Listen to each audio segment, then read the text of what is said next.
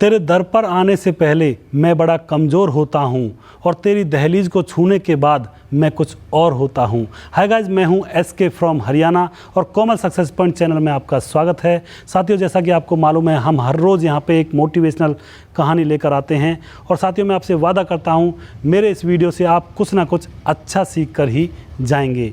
तो साथियों, मैंने कहा था तेरे दर पर आने से पहले मैं बड़ा कमज़ोर होता हूँ, पर तेरी दहलीज को छूते ही मैं कुछ और होता हूँ। इस कहावत को हम समझते हैं एक छोटी सी कहानी के माध्यम से।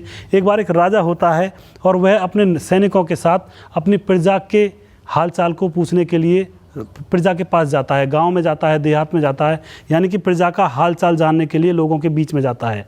तो साथियों, क्या होता है, वह लोगों को देखता रहता है, घूमता रहता है, तो उसका एक बटन टूट जाता है, उसके कुर्ते का एक बटन टूट जाता है।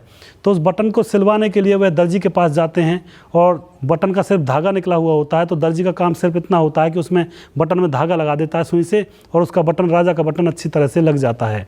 तभी राजा कहता है दर्जी से कि मांगो, तो मैं क्या मांगना है। तो दर्जी कहता है कि राजा से अगर मैं पैसे मांगूँ ज़्यादा तो ये कहेगा कि ये सब लोगों से ये दर्जी इतने ज़्यादा पैसे लेता होगा। तो दर्जी ये सोच लेता है कि मैं राजा से मना ही कर देता हूँ। तो दर्जी कहता है कि महाराज, मुझे कुछ नहीं चाहिए। तो महाराज कहता है नहीं, कुछ तो मांगो।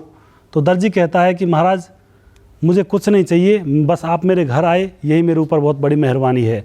तो राजा कहता है कि नहीं, कुछ ना कुछ तो तुम्हें लेना ही पड़ेगा, बताओ क्या लेना है तुम्हें। तो दर्जी ये कहता है कि अगर मैं कुछ और मांगूँ या ज़्यादा कम मांगूँ तो राजा हो सकता है शायद बुरा मान जाए, और इसलिए दर्जी कहता है कि महाराज, जो कुछ आपको देना है वो आप दे दीजिए, हालांकि मैं तो आपसे कुछ लेना नहीं चाहता हूँ। तो अब राजा के सामने समस्या खड़ी हो जाती है। राजा सोचने लगता है कि इसको मैं अगर कम पैसे देकर जाऊँगा तो लोग ये कहेंगे कि क्या राजा है, पैसे भी ढंग से नहीं दे सकता किसी को। तो राजा अपने लोगों से कह देता है, जो उनके सैनिक होते हैं, कि दर्जी को 2 गाँव दान में दे दिए जाएँ। तो उस दर्जी को 2 गाँव दे दिए जाते हैं। तो वह दर्जी यह नहीं समझ पाता है कि ये हुआ क्या, जो मैं चाहता था वो तो हुआ ही नहीं।